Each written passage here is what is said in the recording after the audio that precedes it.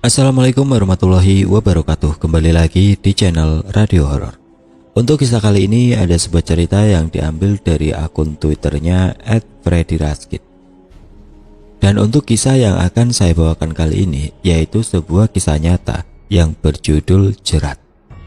Sebelum kita masuk ke ceritanya, tekan dulu tombol like video ini dan jangan lupa tekan juga tombol subscribe channel ini. Dan nyalakan juga lonceng notifikasinya agar tidak ketinggalan cerita-cerita lain dari channel ini. Dan bagi teman-teman yang ingin membaca langsung ceritanya, nanti silakan saja kunjungi linknya yang nanti akan saya sertakan di kolom deskripsi. Dan seperti apa untuk kisah kali ini? Langsung saja kita simak berikut ini.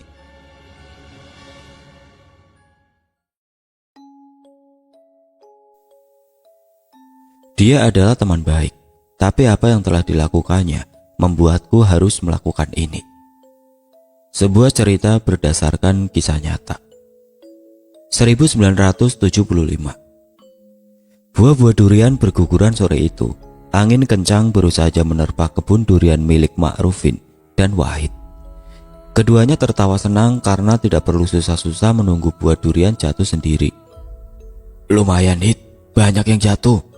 Ma'rufin langsung mendekati buah-buah yang jatuh. Wahid juga tidak mau kalah.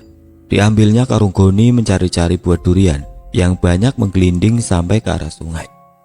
Keduanya tertawa senang menghitung banyaknya durian yang mereka kumpulkan. Menjelang maghrib, dua orang kawan lama itu baru beranjak. Mereka berlari menyusuri sawah yang menjadi batas kebun durian dan kampung. Karung berisi durian Wahid baru saja disandarkan di dinding dapur. Wahid duduk di kursi bambu yang ada di sebelahnya. Perlahan ada suara lari dari luar rumah. Pintu dapur terbuka. Ada wajah Salma, sepupu Wahid yang baru berusia 12 tahun muncul.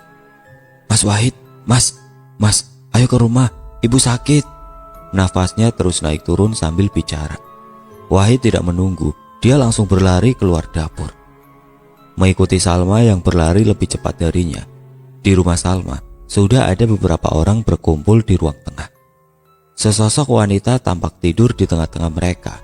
Wahid langsung ikut ke dalam kerumunan. Dia melihat bulenya atau bibinya, Asia, sedang tidur terlentang. Matanya melotot menatap langit-langit. Bagian tubuh mulai dada sampai mata kaki tertutup kain jarik. Mirip kain-kain yang digunakan untuk menutupi mayat. Perut Asia tampak menggumpung besar, seperti orang hamil tua. Wahid memang mendengar bulenya itu sakit sejak 2 bulan lalu. Wahid yang baru pulang dari ibu kota provinsi 4 hari lalu, belum sempat melihat adik dari ibunya itu. Kok bisa seperti ini, Lek? Wahid bertanya kepada pamannya yang ada di antara kerumunan saudara-saudaranya. Pamannya menjawab liris setengah berbisik. Kena sihir, Lek. Wahid kaget. Dilihatnya bulenya yang terlentang. Masih ada gerakan naik turun halus nafas di dadanya. Siapa, Lek? Siapa yang mengirim? Wahid mendesak pamannya. Sebelum pamannya menjawab, Pak De Basri, paman tertua, menarik tangan Wahid keluar rumah. Kalau kamu tahu orangnya, apa nggak kaget? Pak De sudah tanya orang yang ngerti. Pak De Basri menjawab Wahid. Siapa Pak De? Aku nggak terima kalau seperti ini, desak Wahid. Pak De Basri bercerita, jika setelah 2 minggu bule Asia sakit, dia sempat melihat Ma'rufin telanjang bulat di dekat rumah Asia. Dia sempat menegur Ma'rufin, tapi yang ditegur seperti pura-pura tidak kenal, malah berjalan pergi ke pepohonan asam yang rapat. Pak De sudah tanya orang pintar, katanya memang Ma'rufin yang mengirim. Baru selesai Pak De Basri bercerita, suara jeritan terdengar dari dalam rumah. Wahid bergegas masuk ke dalam. Sudah, cukup. Asia berteriak dengan posisi tertidur. Keluarga yang ada di dekatnya berusaha menenangkan, tapi Asia semakin menjadi. Tubuhnya kejang-kejang, lalu perlahan Wahid melihat kain jarik di bawah perut bulenya itu basah. Air berwarna putih keruh keluar perlahan dari daerah selangkangan Asia, mengalir seperti ditumpahkan. Air cucian beras, kata salah seorang keluarga. Bule Asia tiba-tiba kembali menjerit. Kali ini suaranya lebih kencang. Tidak lama tubuhnya mengejan, lalu lemas. Pak Ade Basri mendekati tubuh bule Asia. Dipegangnya leher dan pergelangan tangan adiknya itu. Innalillahi wa inna ilaihi rajiun. Pak Ade Basri menggeleng. Bule Asia meninggal malam itu. Wahid mengikuti semua proses pemakaman. Sebelum jenazah bibinya itu dikafani, Wahid sempat mengamati wajah bibinya. Rautnya tampak lega dan sedikit tersenyum. Jauh berbeda dengan waktu-waktu selagi masih sakit. Dia ingat ucapan orang-orang tua, jika mereka yang meninggal karena santet, wajahnya akan tampak lebih bersih setelah meninggal. Rasa emosi sempat menjalar di kepala Wahid. Apalagi sejak proses pemakaman sampai pengajian, dia tidak melihat Ma'rufin sama sekali. Padahal rumah Ma'rufin tidak terlalu jauh. Dia juga kenal dengan bule Asia. Setelah 7 hari kematian bule Asia, Wahid mencoba mencari Ma'rufin. Didatangi rumah temannya itu, Wahid mengetuk pintu rumah Ma'rufin beberapa kali. Mas Ma'ruf keluar kota, sudah 2 hari ini, jawab Betty, istri Ma'rufin dari balik jendela. Wahid mengangguk dan langsung pergi. Dia tetap berusaha mencari keberadaan Ma'rufin. Setelah 2 hari berkeliling mencari, akhirnya Wahid menemukan Ma'rufin sedang duduk bersama tukang ojek di pangkalan. Diaturnya mimik wajahnya agar tidak langsung terlihat emosi di depan Ma'rufin. Dari mana? Mulai wingi golek aku ya, kata Ma'rufin langsung menyapa. Wahid tersenyum tipis. Iya Ruf, aku ada perlu sama sampean. Bisa kita bicara sebentar? Ma'rufin menyeruput kopi yang ada di depannya, lalu meludah 2 kali ke arah kiri, lalu berdiri mengikuti Wahid. Tidak jauh dari pangkalan ojek ada warung bakso yang sedang tutup. Wahid mengajak Ma'rufin duduk di sana. Aku langsung saja Ruf, kamu ini teman dekatku, sudah tak anggap keluarga, tapi kok tega nyelakani? Wahid langsung mencecar Ma'rufin. Nyelakani opo? Opo maksudmu Hid? Ma'rufin berdiri dari duduknya. Bule Asia kena santet, awakmu kan Ruf sing nyelakani. Kali ini Wahid mulai emosi. Dia ceritakan ucapan orang pintar yang dipanggil Pak Ade Basri untuk melihat penyebab sakitnya bule Asia. Termasuk ceritanya memergoki Ma'rufin telanjang di malam hari. Ma'rufin tidak kalah marah. Dia berulang kali membantah jika menjadi dalang kematian bule Asia. Kamu percaya pademu apa aku? Brengsek memang Basriku. Ma'rufin langsung pergi tanpa pamit. Dia berjalan cepat meninggalkan Wahid yang masih tampak marah di warung bakso. Dari jauh Wahid hanya bisa melihat punggung Ma'rufin yang semakin menjauh. Malam hari setelah pertemuan dengan Ma'rufin, perasaan Wahid mulai tidak enak. Dia merasa menyesal menceritakan tuduhan Pak Ade Basri kepada temannya itu. Tapi batin Wahid juga bingung harus mempercayai siapa. Selepas Isya, Wahid pergi ke rumah Pak Ade Basri. Saat itu belum ada listrik masuk ke perkampungan. Wahid membawa obor atau oncor sambil berjalan kaki ke rumah Pak Adenya itu. Sekitar 50 meter sebelum sampai ke rumah Pak Adenya, Wahid melihat ada bola cahaya berwarna merah yang terbang pelan. Cahayanya berwarna merah menyala, bukan jingga seperti api biasanya. Bola itu lalu menukik dan jatuh di dekat tempat tinggal Pak Ade Basri. Wahid yang sadar dengan apa yang dilihatnya langsung berlari ke arah jatuhnya bola api. Brengsek, lintang geni, teriak Wahid sambil terus berlari. Dilompatinya pagar kayu yang ada di belakang rumah Pak Ade Basri sambil menerawang. Samar-samar dia melihat ada sosok yang berdiri di belakang rumah Basri. Wahid meletakkan obornya di dekat pagar. Kakinya melangkah mengitari pinggiran pagar, mencoba melihat sosok itu dari arah pinggir. Wahid berjalan menjinjit dengan hati-hati agar tidak terdengar. Semakin dekat, Wahid bisa melihat sosok itu lebih jelas. Tubuhnya jangkung dengan kaki dan tangan yang kurus. Rambutnya panjang acak-acakan. Sosok itu beberapa kali menggeram sambil meraba-raba punggung rumah Pak Ade Basri, seperti sedang mencari celah untuk masuk ke dalam rumah. Woi, ngapain kamu? Wahid meneriaki sosok tersebut. Makhluk itu langsung menoleh ke arah Wahid. Mulutnya bergumam seperti orang merapalkan mantra. Melihat wajah makhluk itu, Wahid langsung berdiri mematung. Mata makhluk itu hitam besar melotot ke arah Wahid. Wajahnya rusak seperti kulit yang hangus terbakar, dengan mulut lebar dan hidung yang terus mengeluarkan lendir. Perlahan makhluk yang terlihat marah itu mendekati Wahid. Kakinya melangkah berat sambil terus bergumam. Sudah hampir ciut nyali Wahid, tangannya berusaha mencari-cari sesuatu di sekitar kakinya untuk dilemparkan. Langkah makhluk itu sudah dekat. Aroma tanah bercampur bunga busuk terasa di hidung Wahid. Tiba-tiba, pintu belakang rumah Pakde Basri terbuka. Wahid menoleh ke arah pintu. Rupanya Pakde Basri yang keluar dengan istrinya, Rosma, karena mendengar suara teriakan Wahid. Setelah menoleh ke arah Pakde Basri, Wahid kembali menoleh ke arah makhluk tersebut yang ternyata sudah menghilang. Setelah peristiwa itu, Pakde Basri menjadi lebih berhati-hati. Dia memilih tidak tidur malam, bahkan kadang baru tidur menjelang pagi.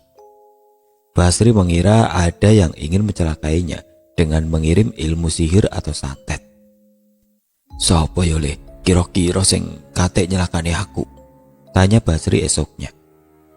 Wahid hanya bisa mengira-ngira. "Tidak tahu Pakde, mungkin orang yang sama," sahut Wahid sekenanya.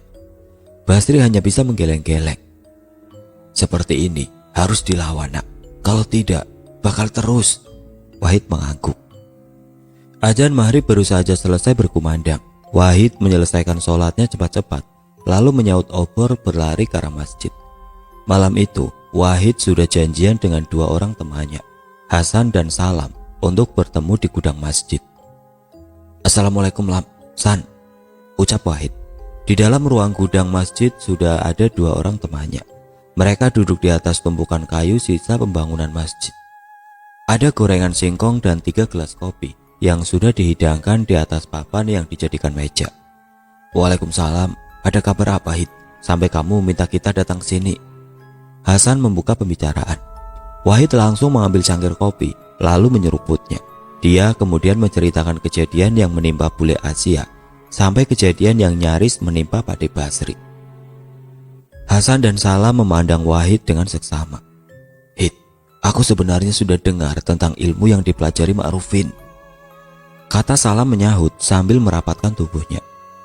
"Bahkan emakku sampai sekarang masih buta gara-gara Ma'rufin," kata Salam lagi.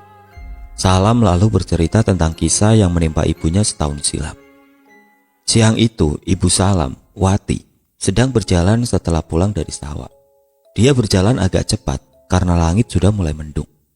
Saat sampai pertigaan jalan kampung, tiba-tiba Ma'rufin muncul menaiki sepeda pancal dengan kencang dan hampir menabrak Wati. Untung Wati sempat menghindar mundur, lalu jatuh terduduk sehingga tidak jadi tertabrak sepeda Ma'rufin. "Matane picek, dasar anak buta," umpat Wati sambil menunjuk Ma'rufin. Orang-orang langsung berdatangan menolong Wati sambil ikut menyumpahi Ma'rufin. Sebaliknya bukan minta maaf, Ma'rufin malah tetap mengayuh sepedanya. Dia pergi sambil meludah, lalu menjauhi kerumunan orang-orang dan Wati yang sempat terjatuh. 4 hari setelah kejadian itu, Salam mendengar ibunya berteriak-teriak tidak lama setelah adzan subuh. Salam yang masih terlelap langsung berlari ke kamar Wahid. Di sana dia melihat ibunya menangis sambil membuka kelopak matanya dengan tangannya. Wajah Wati berusaha menoleh ke kanan dan ke kiri, tapi tidak ada apapun yang dilihatnya. Bahkan Salam yang berdiri di depannya juga tidak terlihat. Sejak pagi itu Wati menjadi buta. Salam tidak tahu harus melakukan apa. Sempat dia membawa ibunya itu ke puskesmas, tapi Pak Mantri tidak menemukan keanehan. Bahkan sempat dianggap jika Wati buta karena penyakit gula yang diidapnya. Kata emakku sebelum dia buta, malamnya dia bermimpi ketemu monyet besar. Monyet itu mendatangi emakku, lalu melompat dan mencakar wajahnya. Emakku sempat melihat wajah monyetnya mirip dengan Ma'rufin. Cerita Salam kepada Wahid dan Hasan. Setelah kejadian itu, Salam sempat berusaha meminta maaf kepada Ma'rufin. Katanya hanya pengirim sihir atau teluh yang bisa mengobati. Tapi Ma'rufin tidak mau.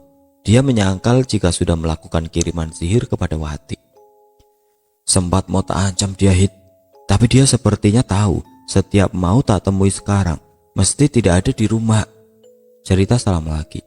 Wahid menggaruk kepalanya berulang kali Dia bingung harus melakukan apa untuk menyelesaikan masalah dengan Ma'rufin. Malam itu tidak ada kesepakatan yang didapat. Selain cerita dari Salam dan cerita Hasan tentang beberapa cerita warga kampung yang kabarnya juga menjadi korban Ma'rufin. 3 hari setelah pertemuan di masjid itu, istri Pak Di Basri, Rosma, mendadak sakit. Awalnya hanya dikira demam biasa, tapi lambat laun semakin parah. Mantri di puskesmas lagi-lagi tidak menemukan keanehan. Hanya menebak-nebak jika Rosma kelelahan karena selalu bekerja keras di sawah. Rosma tidak mau makan. Setiap hari hanya tidur di atas dipan rumahnya. Beberapa kali dipaksa makan, selalu dimutahkan. Wahid yang sejak kecil dekat dengan keluarga Basri, akhirnya sering datang untuk merawat Rosma.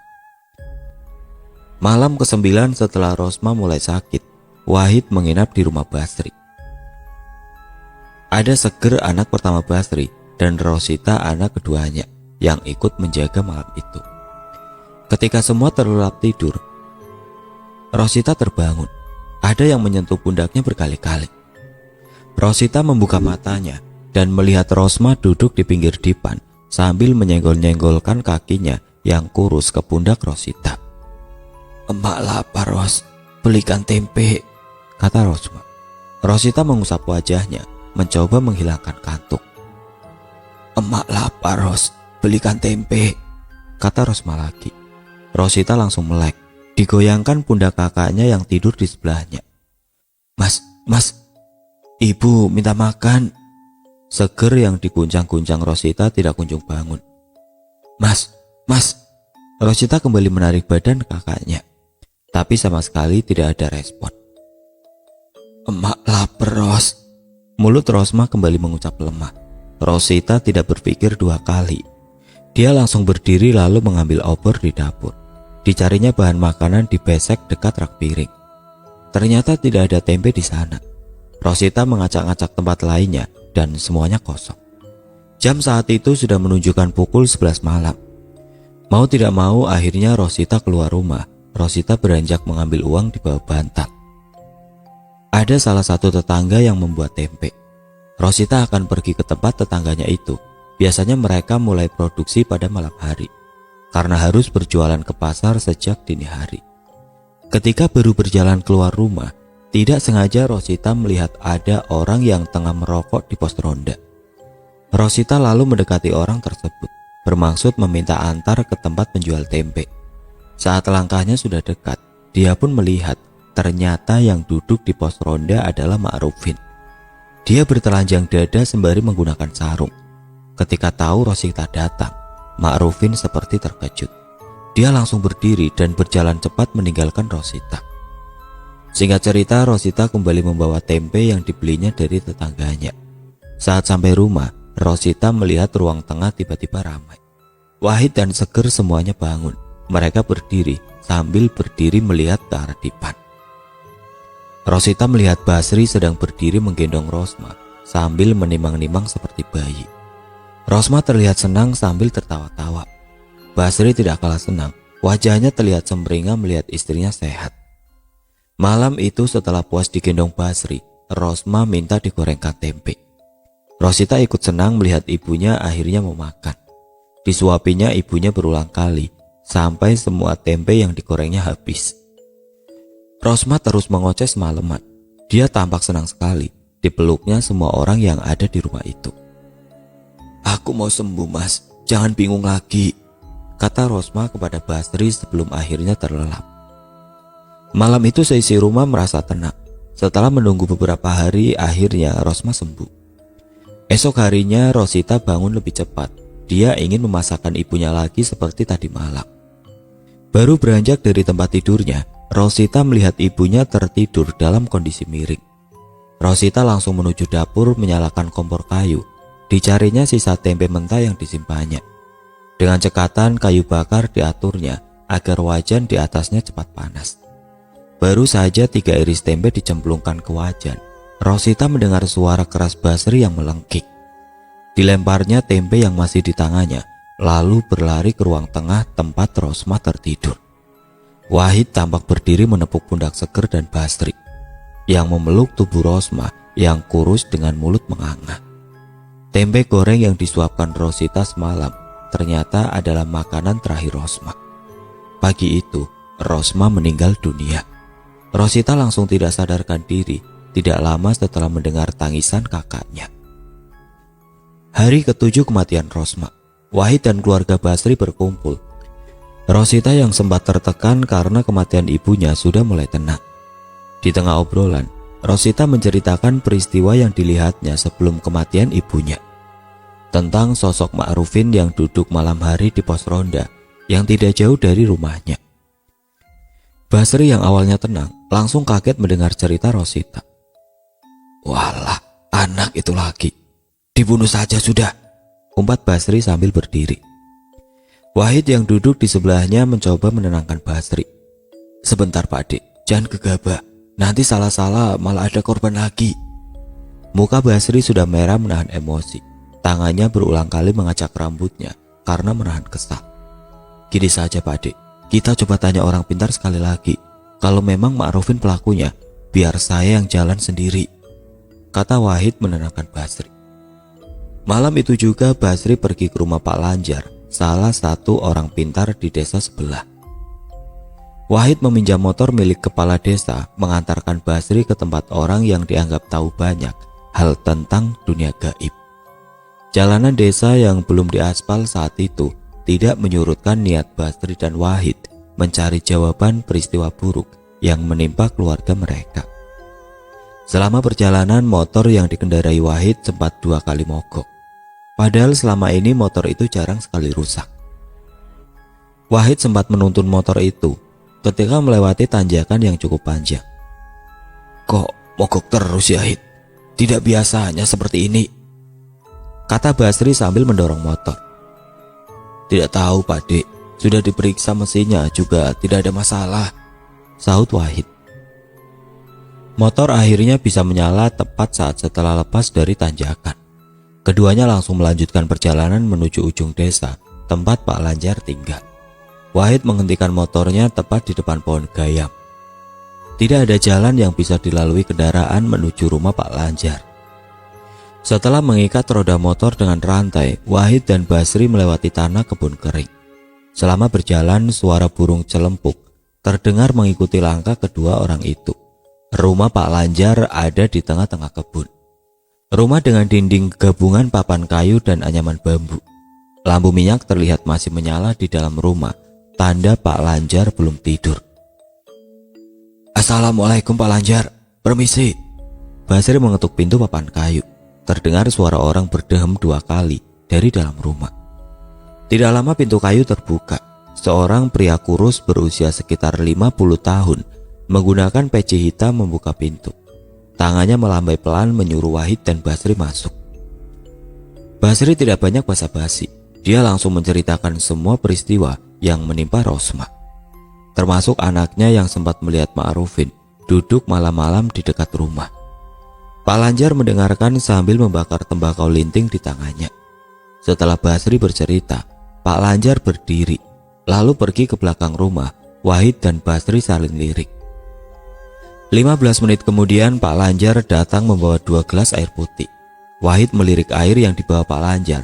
Ada 3 helai kelopak daun kamboja di dalam gelas bening itu. "Ini kalian minum, nanti kalian bisa tahu siapa yang mengirim santet," kata Pak Lanjar sambil menyodorkan gelas. Basri dan Wahid langsung meminum habis 2 gelas air berisi bunga kamboja itu. Tidak ada rasa yang aneh, hanya air biasa dengan aroma bunga.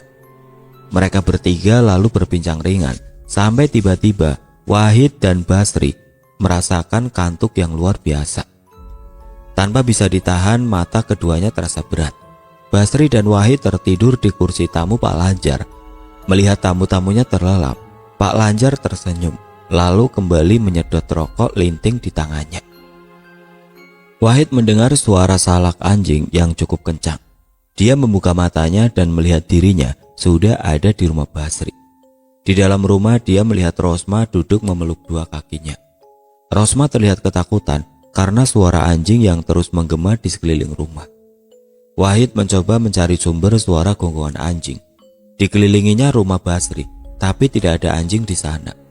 Suara gonggongan itu terdengar semakin keras seperti memenuhi semua halaman rumah. Wahid masuk lagi ke dalam rumah. Di atas dipan yang biasanya ditiduri Rosma sudah ada seekor anjing besar berbulu hitam lebat berdiri di sana.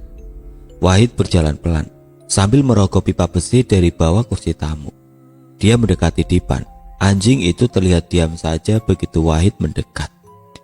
Wahid lalu mengayunkan pipa itu sekeras mungkin ke arah kepala anjing. Pukulan yang diayunkan Wahid membuat anjing itu menggeram. Dia lalu melompat menerjang Wahid.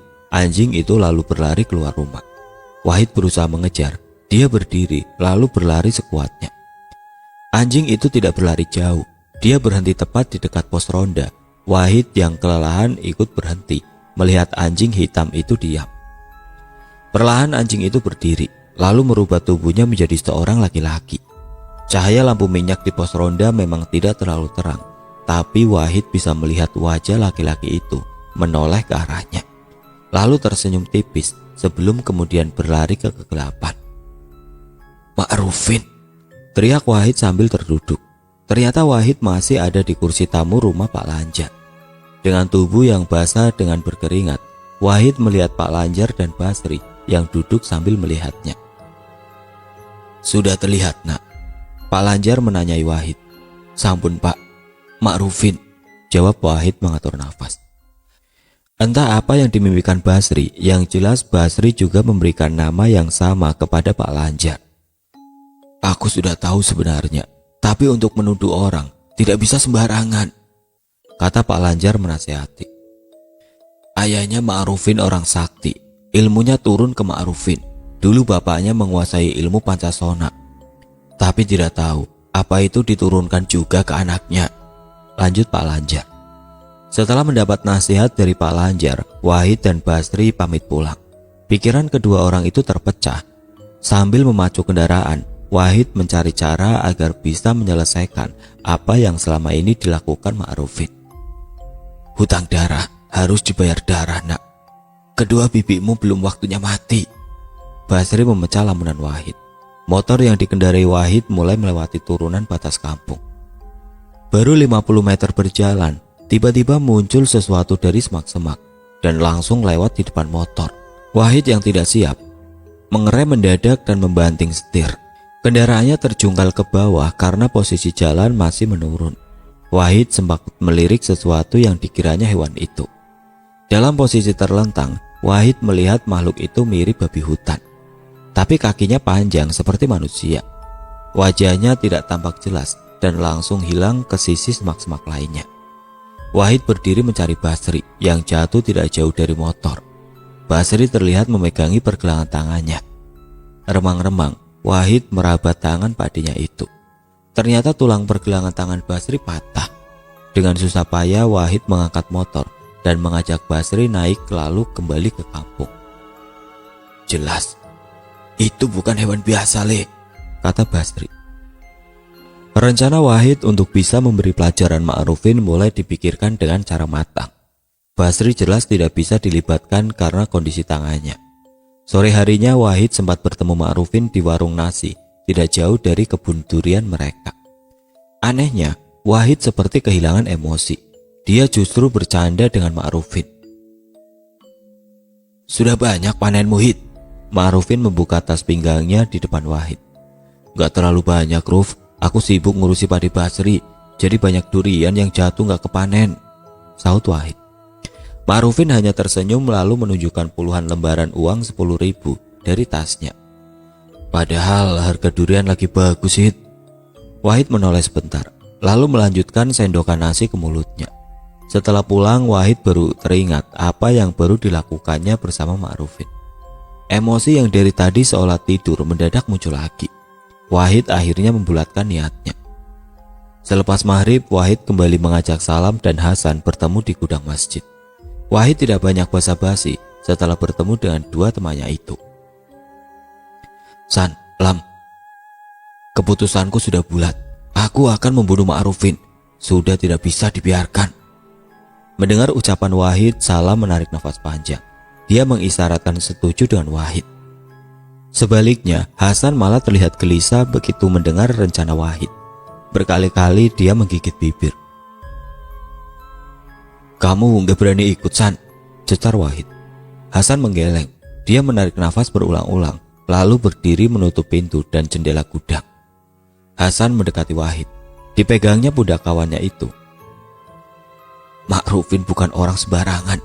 Dia benar-benar sakti." Hasan memulai ceritanya. Ternyata bukan hanya Wahid dan Salam yang mempunyai masalah dengan Ma'rufin.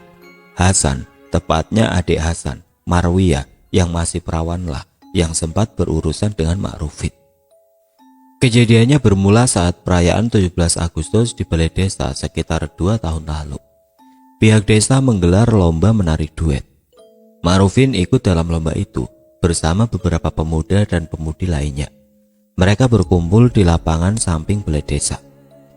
Peserta yang belum mendapat pasangan mencari pasangan di sana.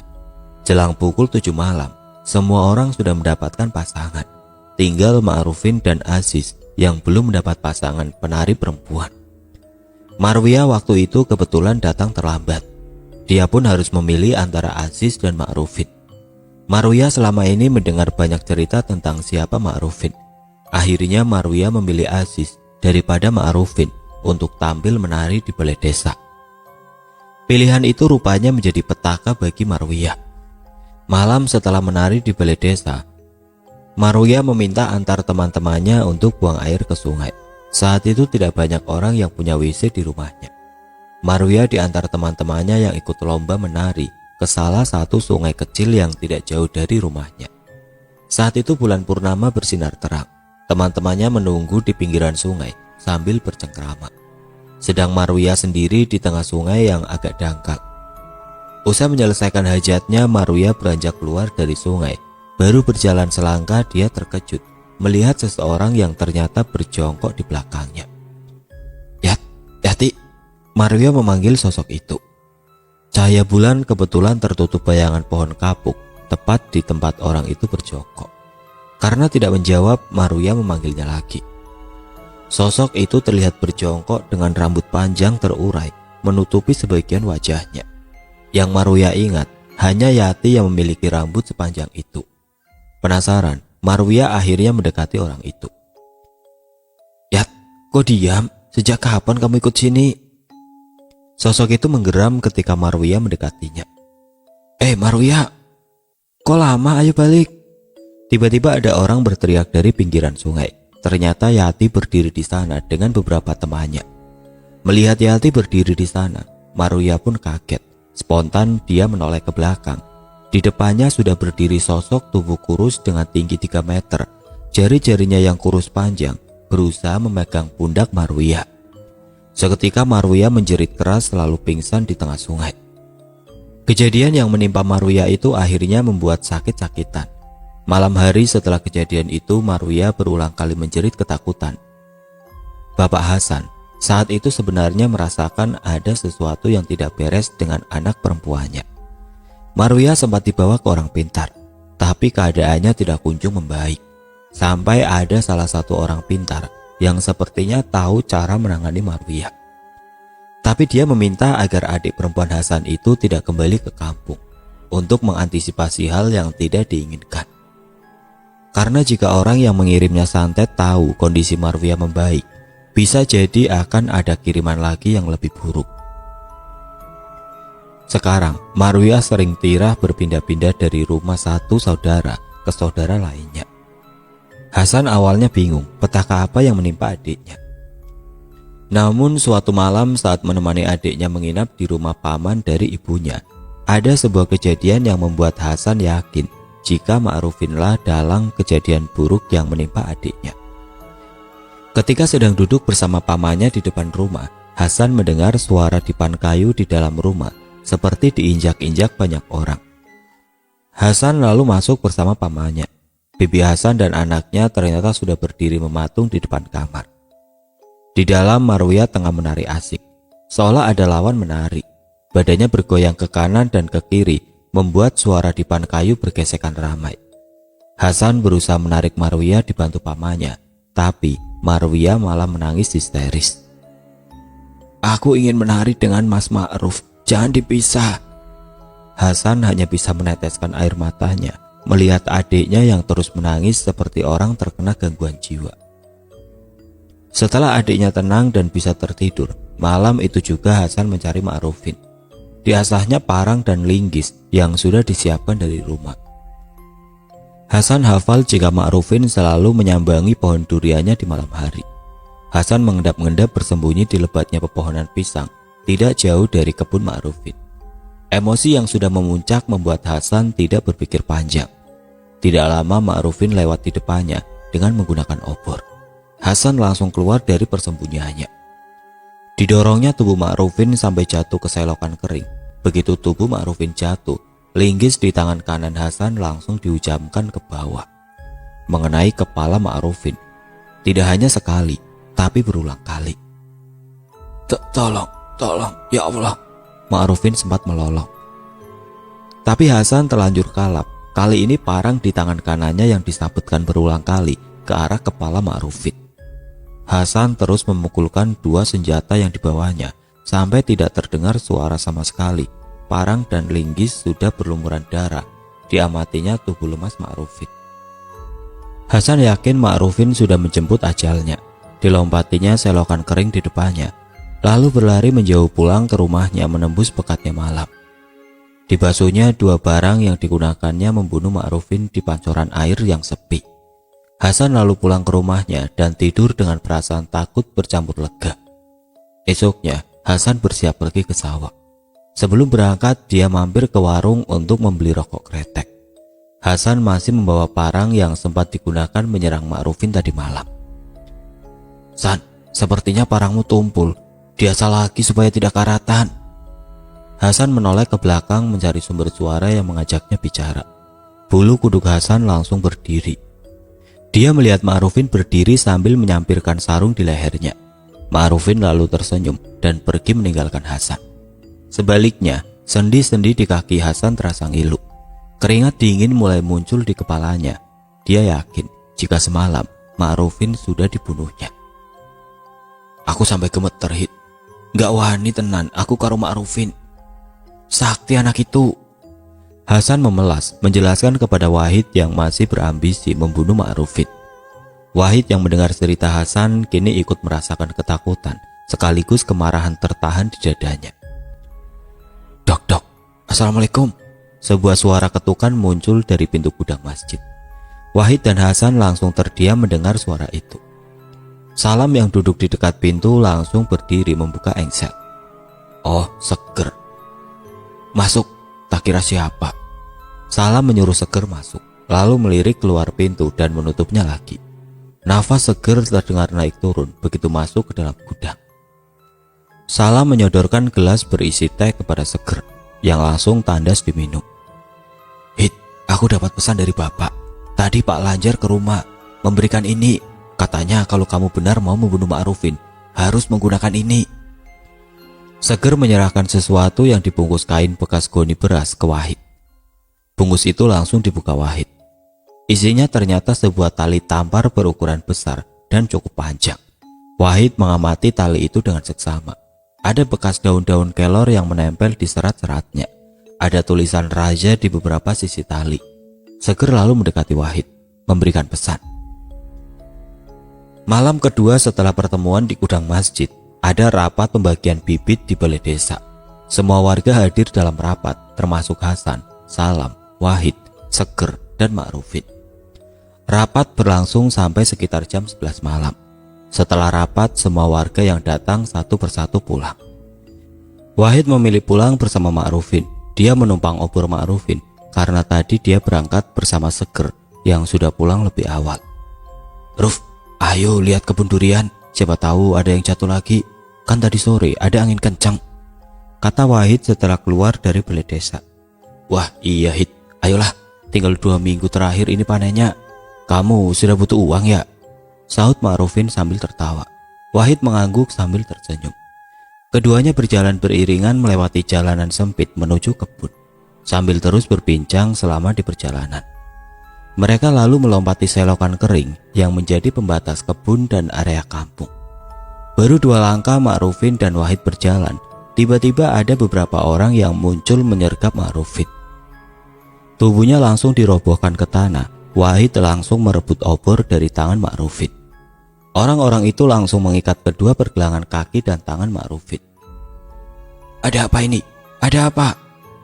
Ma'rufin berteriak, lalu tertawa setelah tangan dan kakinya diikat. Wahid tidak tinggal diam.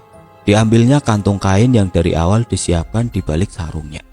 Kain itu langsung diserungkupkan ke kepala Ma'rufin. "Sampean opo aku hit?"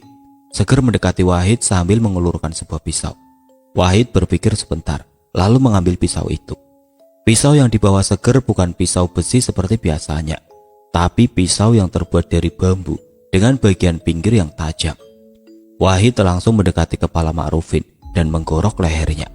Beberapa kali sayatan, leher Ma'rufin terluka, tapi begitu ditarik, luka itu menutup lagi.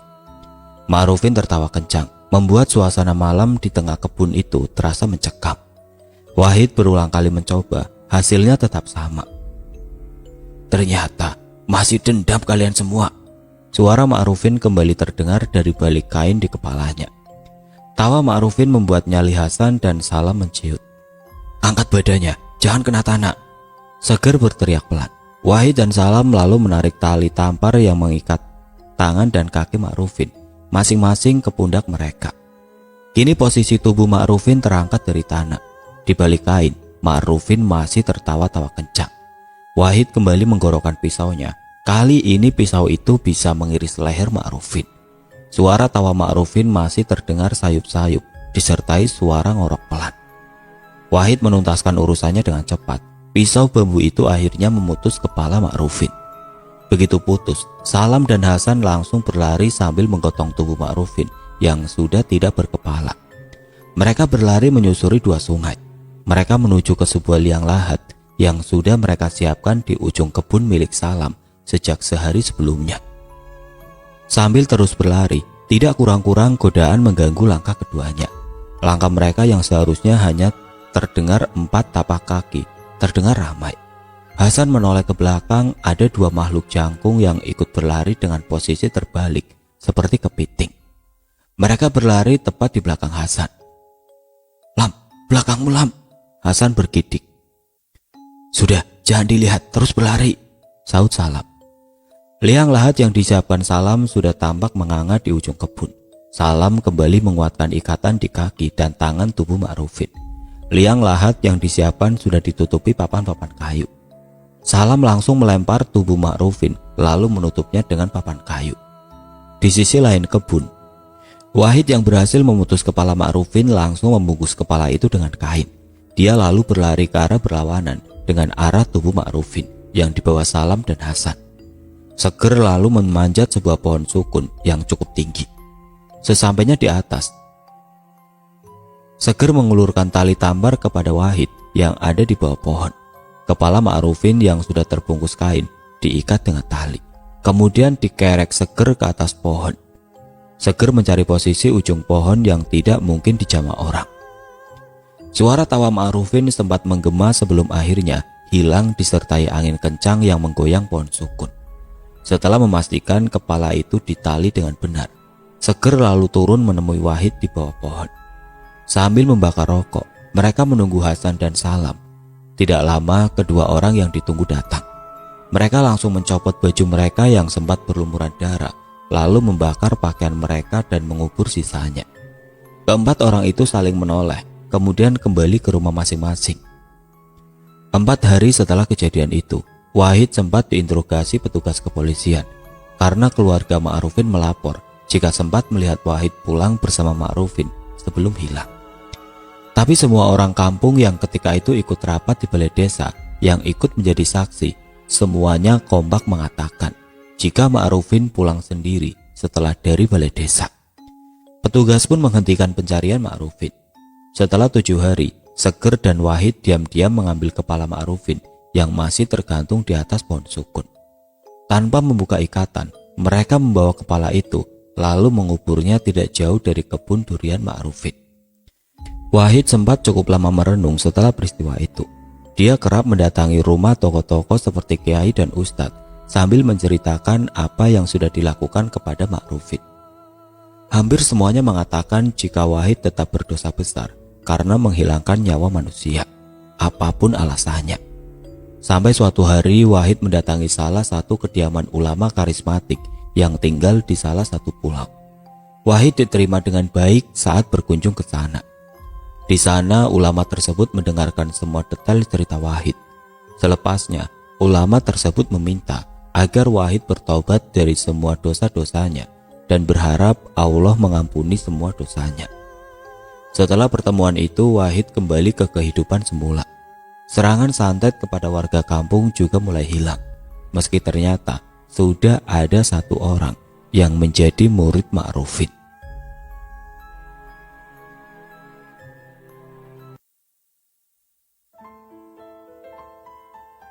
Oke teman-teman, sekian untuk cerita kali ini. Bagaimana menurut kalian tentang kisah ini? Tulis komentar kalian di kolom komentar.